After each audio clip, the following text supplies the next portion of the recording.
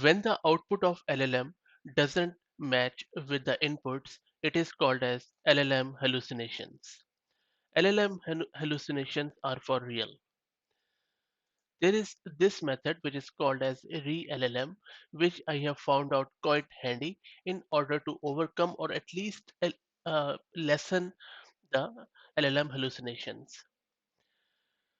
This ReLLM or a regular expression for large language model completion is proving to be quite a good way to avoid the LLM hallucinations. Constraining outputs put guardrails on the answer space from which an LLM can deduce. So this ReLLM is a good example of this approach.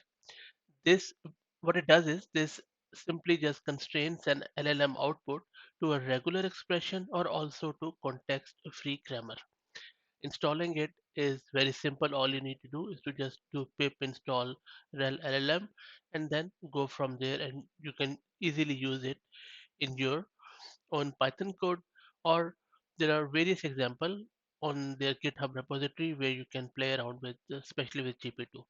I will put the link to this repo in video's description, and I would highly encourage you that if you are suffering from LLM hallucinations, then give this a go.